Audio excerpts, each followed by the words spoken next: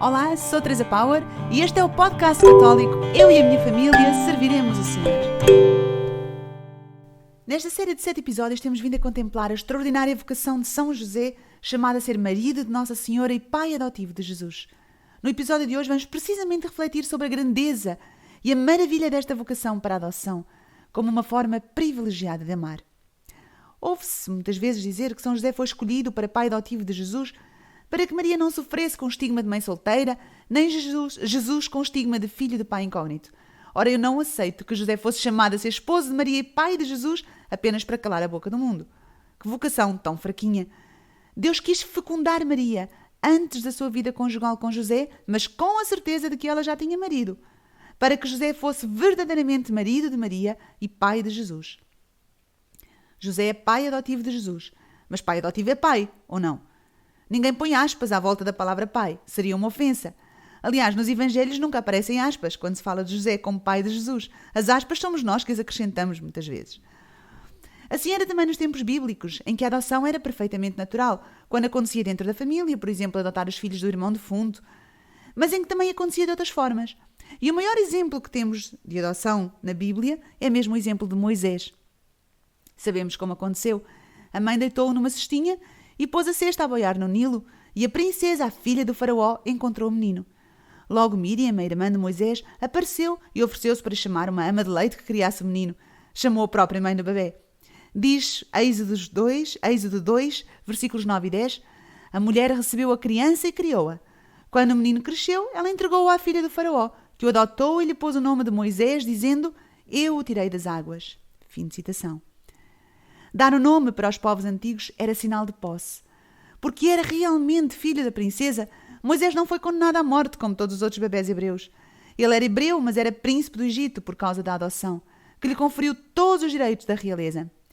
Mais tarde, Moisés entra em conflito com o povo egípcio e foge para o deserto. Quando anos depois Deus lhe fala na sarça ardente, ele diz em Êxodo 4, versículo 19, vai, volta para o Egito, porque estão mortos todos os que atentavam contra a tua vida. Já repararam que são precisamente estas as palavras que Deus diz a José sobre Jesus? Em Mateus 2:20 diz assim, levanta-te, toma o menino e a sua mãe e vai para a terra de Israel, porque os que procuravam tirar a vida ao menino já morreram. Vemos aqui um paralelismo fantástico. Temos uma referência implícita a Moisés, também ele adotado como Jesus, também ele perseguido como Jesus. Jesus é um novo Moisés, adotado como Moisés.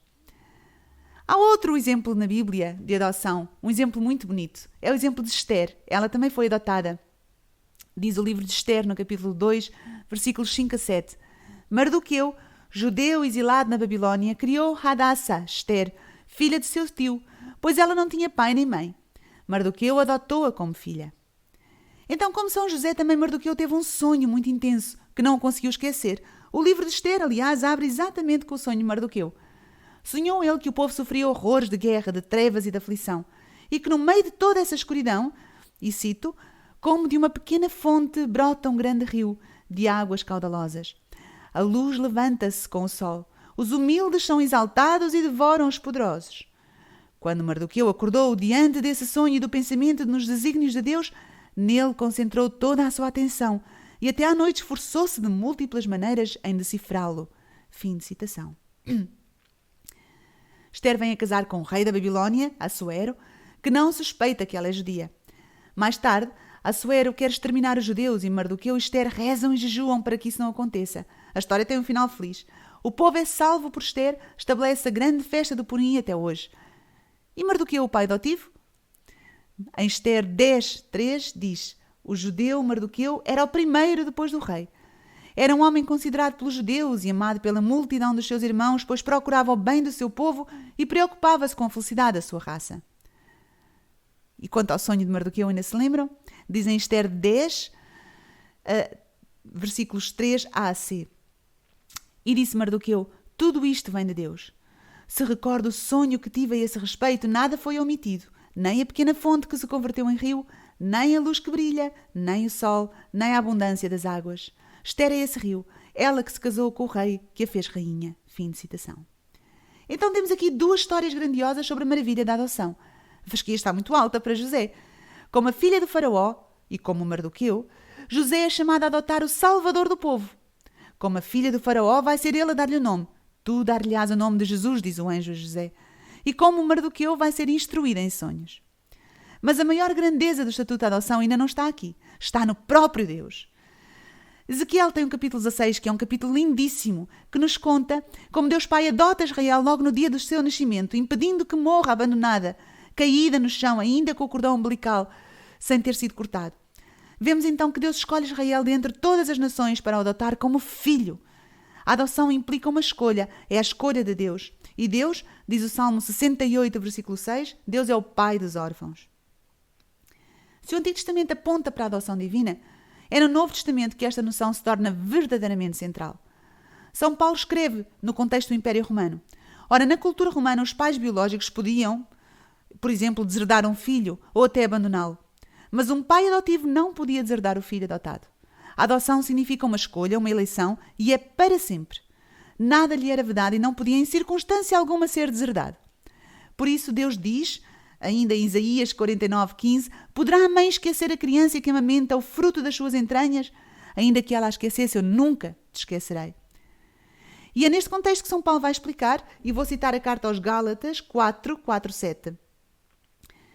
Quando chegou a plenitude do tempo, Deus enviou o seu Filho, nascido de uma mulher, nascido sob a lei, para redimir os que estavam sob a lei, a fim de que recebêssemos a adoção filial. E porque sois filhos, Deus enviou aos nossos corações o Espírito do seu Filho, que clama, Abá, Pai. De modo que já não és escravo, mas filho. E se és filho, és também herdeiro, graças a Deus. Aos Romanos, capítulo 8, versículos 15 a 17, São Paulo diz, com efeito, não recebeste um espírito de escravos para recair no temor, mas recebeste um espírito de filhos adotivos, pelo qual clamamos, Abá, Pai.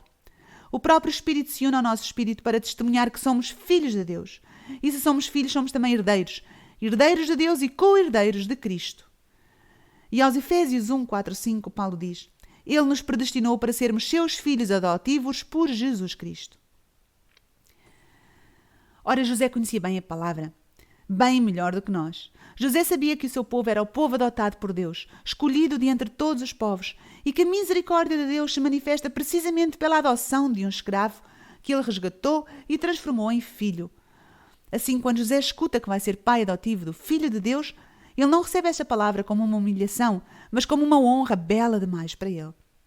José torna-se imagem e semelhança do próprio Deus. José, simples homem, torna-se pai adotivo do Filho de Deus para que Deus possa tornar-se pai adotivo dos filhos dos homens.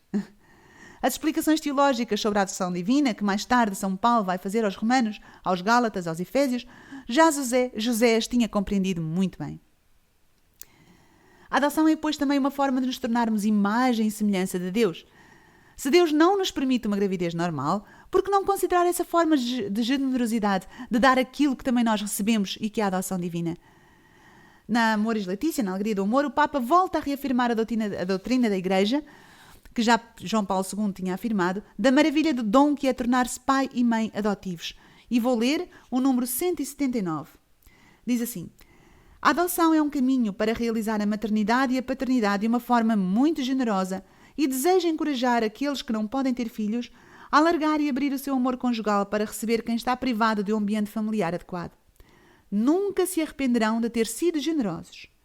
Adotar é o ato de amor que oferece uma família a quem não a tem. É importante insistir para que a legislação possa facilitar o processo de adoção, sobretudo nos casos de filhos não desejados, evitando assim o aborto ou o abandono. Aqueles que assumem o desafio de adotar e acolhem uma pessoa de maneira incondicional e gratuita tornam-se mediação do amor de Deus que diz, ainda que a tua mãe chegasse a esquecer-te, eu nunca te esqueceria. Fim de citação. Mas se é uma honra adotarmos um filho de Deus, é também uma honra sermos filhos adotivos de Deus. Nós éramos escravos como Moisés e Esther, e Deus adotou-nos em Jesus, fez-nos príncipes e princesas do seu reino, como fez Moisés e Esther, fez-nos irmãos do seu Filho unigênito, herdeiros com ele de todos os dons, como também explica São Paulo. Eu não vou esquecer nunca a história da adoção da minha sobrinha, que tem hoje 24 anos. Os pais foram buscá-la a um orfanato na Roménia, quando ela tinha apenas 4. Poucos dias depois de chegarem a casa, os pais levaram-na à casa dos avós, ansiosos por conhecerem a nova neta. A avó tinha uma boneca esplêndida, embrulhada, para lhe dar. A Ali abriu o presente e durante toda a tarde brincou com a boneca encantada. Mas antes de ir embora, foi devolvê-la à avó. Ali, a boneca é tua, podes levá-la para casa, explicou a avó. Ali não conseguia entender. Ali nunca tinha tido nada que fosse seu na sua curta vida. Quando por fim entendeu o conceito, foi cá uma festa. Isto também é meu, mãe? Perguntava ele diante de todo o tipo de objetos. Isto é meu? Isto é meu? Sim, filha, é tudo teu. Tudo o que está na minha casa é teu, explicava a mãe, vezes e vezes seguidas.